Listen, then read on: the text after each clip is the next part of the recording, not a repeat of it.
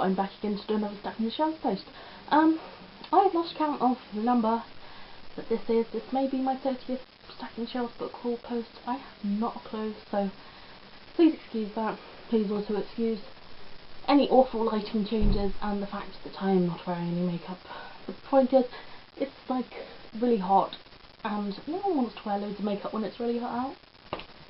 So yeah, I'm going to get started because I have 8 books to show you this week. And the first one is from a publisher, and this is from Quirk, and they sent me The Resurrectionist by E.B. Hudspeth. I'm not sure if that is, but this is the lost work of Dr. Spencer Black, and I have a feeling he is a mythologist from history of sorts, and he dealt with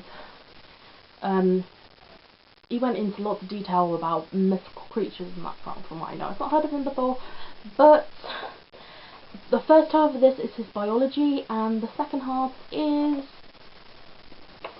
detailed information about mythical creatures. I shall try and show you. First of all, we have like pictures of them and their name and what they are, and then he's broken them down by the bones and everything like that. And they said Quirk Books sent me this for review, and I'm not sure when I'm going to get around to reading and reviewing it, but it looks really interesting and I'm excited to eventually start it. And it's much bigger than I expected it to be. I thought it was going to be on book size, but this is a big book size. Oh well, it's really nice, and thank you to Quirk. I'm very, very pleased with this. Anyway, moving on to the books that I got this week myself. I found the next 3 books in a charity shop, which I'm very, very pleased about. So yes, and the first one is Rosebush by Michelle Taffy. I'm not sure how that says that. And on the front it says, "Sometimes the truth is a very thorny thing." And on the back it says, "Jane doesn't remember being hit by a car and left for dead, but stuck in the hospital, she realised that her friend's stories and her memories of what happened that night aren't adding up. And now, the only thing she does know is that one of her friends isn't so friendly. One of them was trying to kill her, and one of them still is." And I hadn't heard of this before, but I saw it in a charity shop and I picked it up and I was like, oh my gosh, I need to get this. And I looked it up on Goodreads, and it had some really good reviews written about it, especially from some people that I follow. So I thought, yes, that's great. And I think I only paid £2 for this. And it's in great condition. There's a little piece on the spine, but that's it. And I'm very, very pleased. So yeah. I also found in a charity shop The Fault in Our Stars by John Green. And this book has had so much hype that I wasn't sure whether I wanted to read it or not. Mainly because I don't usually, read books that have got so much hype that it's exploded, because I don't know, I'm just not that keen on things. But I've been pestered by some people, and one of my friends especially, to read this book, and I thought I would pick it up, and I found it for £2 in the charity shop. And I love romance, contemporary, and I know this is to do with a girl who has terminal cancer and a boy she meets at a support group, and I wasn't sure about picking up any of John Green's work, mainly because they didn't look like they'd be interesting to me, but this is the one that I think actually might be something that I'd enjoy. If I enjoy this, I may pick up more of John Green's work, but I'm not entirely sure. But yes, it's The Fault in Our Stars by John Green.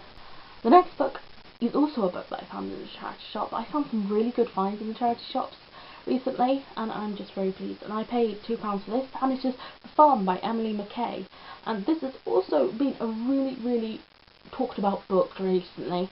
I've wanted it for ages, just because it's like vampires and a farm, and vampires are farming humans and all that jazz, and I think it looks really, really good. It's in amazing condition, apart from the spine is a bit creased to hell, but oh well. I've been wanting it for ages, and I didn't want to pay full price for it because I'm a cheapskate. And it says, "A prison, a death camp, a girl, her only hope, escape." And like I said, I think it's to do with vampires farming humans, and it says, "It's a prison, a blood bank, a death camp, where fear and paranoia rules, but it's also home of sorts, because beyond the electric fence waits a fate much worse." And yes, it follows a girl named Lily and her sister, I think. But yes, I'm very, very excited to have this in my possession, and it has this matte feel to it, it's like really nice, and it has a cool cover. So yeah, The rest of the books I bought on Amazon, because, you know me and Amazon, I buy too many books from Amazon, I just do. And it is Every Other Day by Jennifer Lynn Barnes. And Jennifer Lynn Barnes is the author of the Raised by Wolves series. I've yet to try that, buy that series, but I really want to buy it soon, especially if I enjoy this. And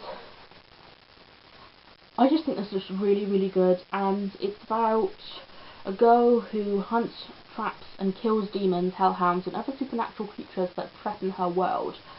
And it just looks really, really good, and if you want to hear more of it, you can look it up on Goodreads, because I'm running out of time on my camera. Moving on. The next book is one I've been wanting for ages and ages and ages, and I was debating between buying the hardback version and the UK paperback version, and then the UK paperback version came on offer for like £2.99 for a used copy, and I was like, I have to get that. And I kind of prefer the UK cover just because it has more colouring, and it is What's Left of Me by Kat Zhang. I've been wanting this book for ages and ages and ages, and the UK cover has pink writing, whereas the US cover just doesn't have pink writing. So I think it looks pretty, yeah. And I know it's about a girl who has like two personalities of sorts, I think, and it says, who would you give up to stay alive? So yes, very, very excited, and this is the first book in the Hybrid Chronicles, and I believe the second book is being released relatively soon. It might be sometime this year. So yes, very, very excited about this, and I can't wait to start it. The next book is one that I've been wanting for a couple of years now, actually, and the thing is, I hate the UK covers. I really do. They're ugly. It's this blue flowery work with this text, and it looks so young and immature, and I just don't like them. So I've been waiting so I can be able to buy the US paperback, which is so much nicer, and it is The Summer I Turned Pretty by Jenny Han. And I just prefer the US covers. They're really kind of pretty, and get it? And they're just much nicer. They're not the most amazing covers in the world, but they're so much nicer than the UK cover. So yeah. Okay, the last two books I got are hardback books, and the first one I am the most excited about, and it is The Unbecoming of Mara Dyer by Michelle Hodkins. And oh my gosh, oh my gosh, oh my gosh, this is so good. I just want to hug it and squeeze it and everything. And this is another one I was debating about buying the paperback version of, but I found this for like, £5 I think in the hardback version, and it's like pretty much brand new, even though it was a used copy. And I just love it, and it has that really cool texture, and the cover is slightly nicer colouring than the paperback version. So yes, everyone knows what this series is about, so I'm not really going to have to go into it either. So yes.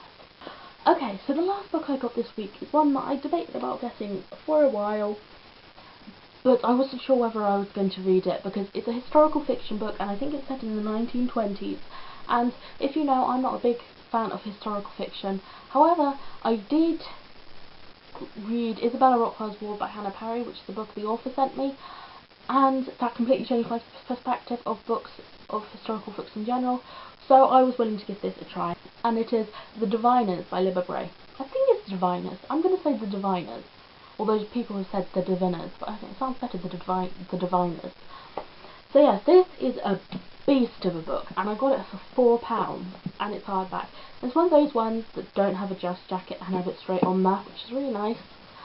And yes, I know this is a book that's set back in time, in the 1920s, 1926 to be exact, and there's a murderer going on, and a girl who has special powers who thinks she can help the police with their investigation. Yes, very excited about this, and this is a really gorgeous edition. This is the UK hardback, and it's so pretty. It has this creepy eye, and then the spine is cute, and then the back is also gorgeous. So yeah, those are the books that I got this week. What books did you get this week? Don't forget to leave me a comment. Happy reading. Bye!